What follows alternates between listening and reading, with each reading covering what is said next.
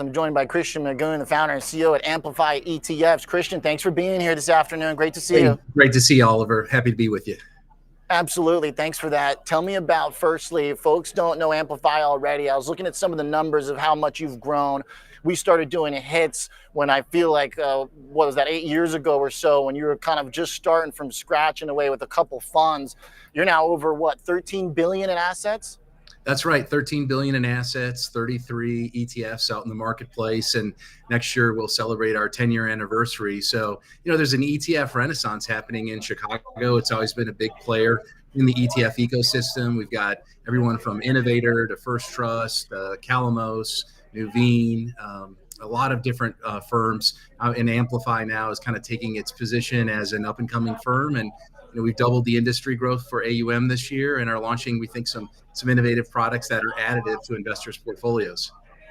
I think you're more than an up-and-coming competitor, but you're also a humble man, and that I know you as too.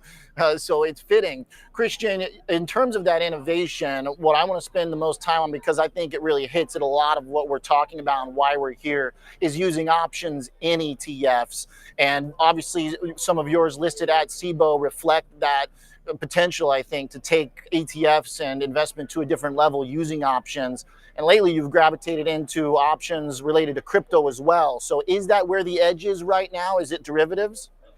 Well, I think it's a great addition to the ETF wrapper, the tax efficiency that ETFs provide, and having options within the ETF wrapper to allow you to do some unique type of investment strategies that maybe just aren't the standard long only or short or leveraged ETF, and instead maybe seek to harness volatility and produce income as a portion of total return in asset classes that are primarily looked at as capital appreciation assets like Bitcoin or Ethereum even. We've done a lot of work there. About 6 billion of our AUM of the 13 is in option income strategies, and everything from, as you mentioned, Bitcoin to treasuries to now junior silver mining companies. Earlier this week, a launch of our SLJY product. So we're trying to innovate there, and I think it's paid off thus far. A lot of these take very volatile instruments, like in the crypto world with Biddy and Baggy, through Kevin Kelly as well, and Kelly Intelligence, the PM on that fund.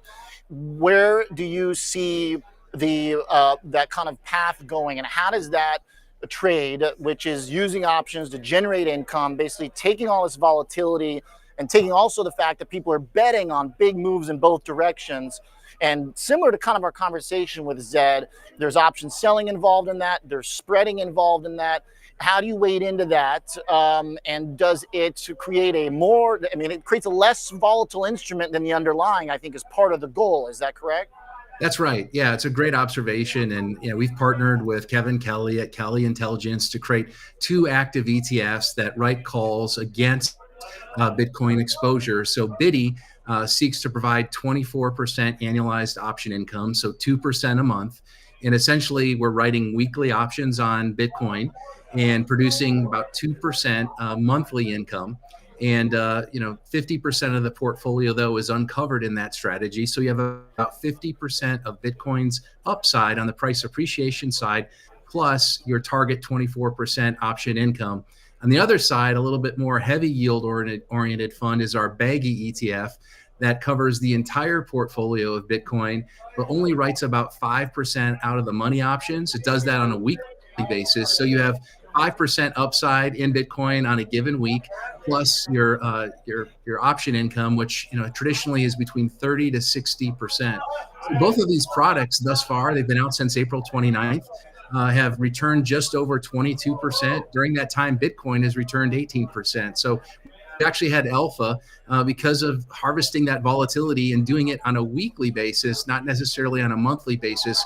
We're trying to really balance capital appreciation with attractive income here. There are some Bitcoin covered call products that just eliminate all capital appreciation and just go for high income. We think that's not the smart approach. Might be the max income approach. We want to do a yield smart approach, which is really balancing upside with that attractive income. Christian, when we think about the comparison of owning one of these products compared to the underlying, and if we go with the one that kind of has more exposure to the underlying, the experience, because I feel like a lot of this is, I found in discussions, there's advisors that are interested in these types of things that would have otherwise not been interested in Bitcoin because it's too crazy of a ride. Where is the scenario in which any of this has a risk? Because it seems like if I look at price and volatility, where there's basically four different combinations: price goes up, vol goes up, price goes down, vol goes down, and the two in between. It seems like basically at least 3 out of 4 of those scenarios, if your priority is to manage downside, then you're going to prefer this way of doing things. Are there any scenarios in which you're going to say, oh, I wish I just had the underlying? Like, what if price goes up and vol goes up? Does every scenario work, or is there a weak spot in the strategy anywhere that people have to think about?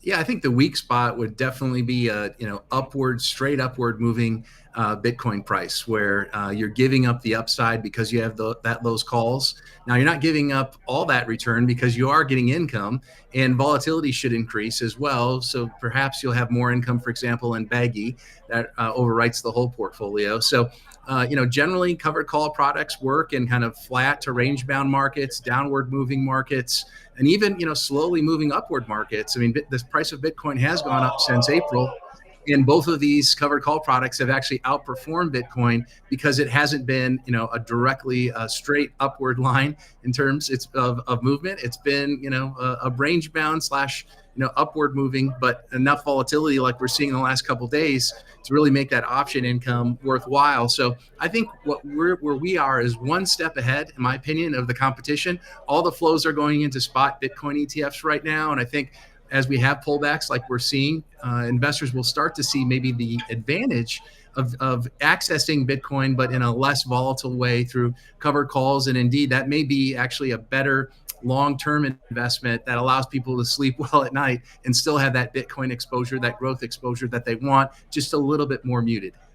Is there any risk on the potential for flows to create dynamics that pressure people that maybe you're in, they're waiting for the payout, but let's say there's some kind of move in Bitcoin or the vol that then causes them to get out of the fund? Is there any risk of what could happen in kind of a rush for the exits with the underlying, or will that just mean, hey, you're getting less income than you expected? Yeah, no, there's plenty of liquidity and capacity, and we can control kind of the makeup or the composition of the creation baskets to include, for example, some cash component as we get closer to a distribution amount.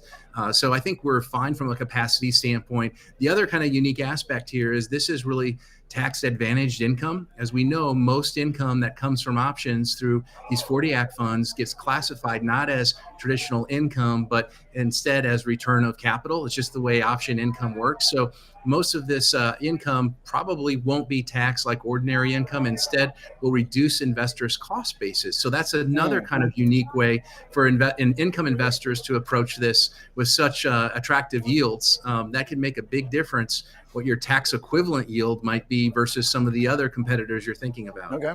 Hey, Christian, just real fast, I know you guys are planning to do this with some of the other, with different underlyings. At least I know you filed for some stuff. I hope I'm not spilling too many beans, but is the idea if you go to a higher beta underlying that you can get even more income if you do this with like a ETH or something crazier than Bitcoin?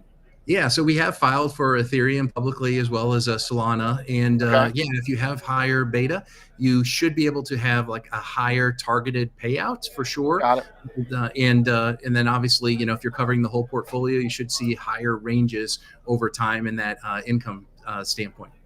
Understood. Christian, thanks for the catch up. We'll be in touch. Good seeing you, Oliver. Absolutely. Christian Magoon, Amplify ETFs.